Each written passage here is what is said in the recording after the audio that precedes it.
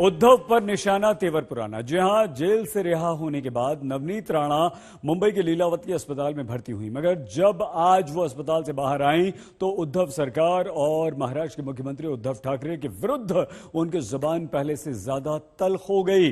उनके लहजे में उद्धव के लिए चेतावनी थी और साथ में थी चुनाव लड़ने की चुनौती। लेकिन प्रश्न ये कि अब नवनीत राणा का क्या होगा, क्योंकि नवनीत को अदालत ने कहा था कि जब वो बाहर जाएं तो मीडिया से कोई संवाद नहीं करें। ये शर्त अदालत ने जमानत के साथ दी थी। तो क्या ये माना जाए कि लड़ाई अभी और आगे बढ़ेगी? और उद्धव सरकार ने कह दिया है कि अदालत की अवमानना का हम केस दायर करेंगे।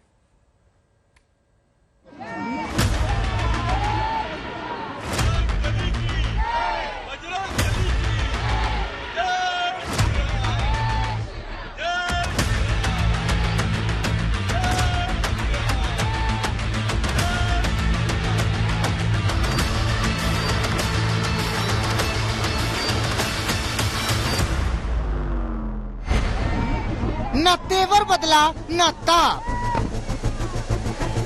न गुस्सा घटा, न क्रोध कम हुआ। उल्टा अस्पताल से निकलते ही नवनीत राणा की आवाज में अलग ही आक्रोश दिखा। उद्धव सरकार का खुला विरोध दिखा। हाथों में हनुमान की मूर्ति, जय श्री राम के नारों का जय घोष, गले में राम नाम का दुपट्टा ओढ़े नवनीत राणा ने सीधे सरकार पर आघात किया। गिरफ्तारी को लेकर उद्धव सरकार पर सवाल दाग दिए। ठाकरे सरकार को मेरा प्रश्न है कि मैंने ऐसी क्या गलती की जिसकी मुझे आज सजा इन लोगों ने दी। लीलावती अस्पताल के बाहर समर्थक नारे लगा रहे थे। उद्धव ठाकरे को चुनौती देने वाले राणा दंपति का उत्साह बढ़ा रहे थे। जय श्री राम के नारों ने नवनीत राणा में नया जोश भरा। हनुमान चालीसा पाठ के लिए अब आर पार की लड़ाई का ऐलान किया।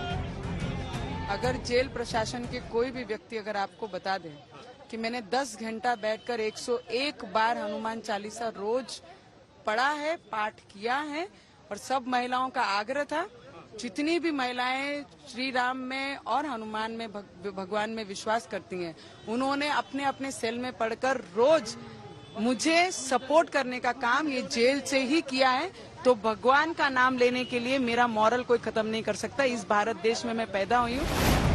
जेल से रिहाई के बाद नवनीत राणा पहली बार लोगों के सामने आई। उद्धव सरकार को लेकर गुस्सा उनके चेहरे पर साफ दिखा।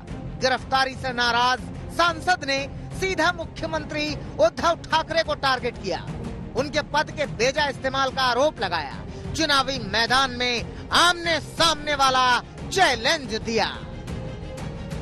तो ठाकरे जी को भी बोलना चाहूंगी, इतना अत्याचार, तुम्हारे पास पावर है, पावर का दुरुपयोग तुमने किया है, तो मैं आपको चैलेंज करती हूँ कि लोगों के बीच में आकर इलेक्शन लड़कर चुन के दिखाइए।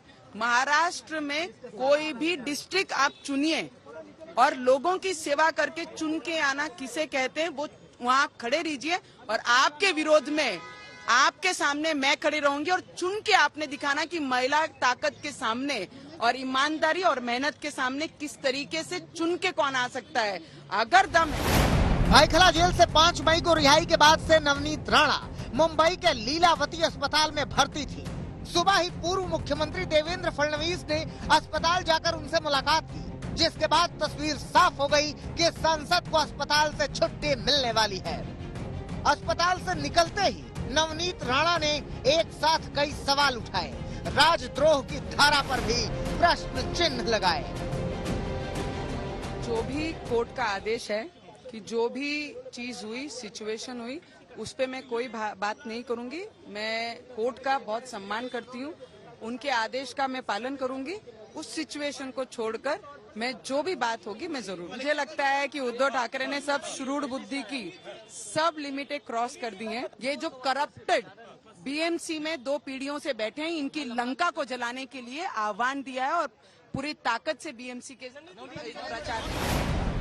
नवनीत राणा के रुख से साफ है कि रिहाई के बाद अब उन्होंने आगे की लड़ाई का शंखनाद कर दिया है। हनुमान चालीसा के बहाने नई लड़ाई का आगाज कर दिया है।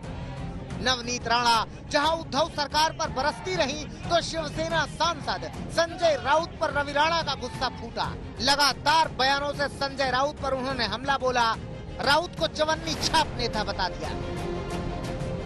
आने वाले कॉरपोरेशन में, मुंबई कॉरपोरेशन में मैं पूरी ताकत से बाहर निकलूंगी और इनको जवाब मेरी महाराष्ट्र की जनता दिखाएगी कि राम का और हनुमान का विरोध करने वाले का उनके साथ में क्या होता है करके। संजय राउत में बोल दिया है, चवन्नी छाप है।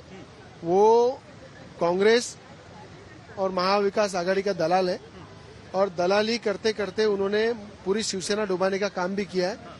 वो बाला साहब ठाकरे ऊपर से देख रहे होंगे तो जरूर एक संजय राउत एक पत्रकारिता सामना में उसने पत्रकारी के साथ साथ शिवसेना को डुबाने। राणा दंपति को कोर्ट से जमानत मिली तो संजय राउत ने ही सबसे पहले सवाल उठाए थे। राणा दंपति की रिहाई को राहत घोटाला उन्होंने कहा था।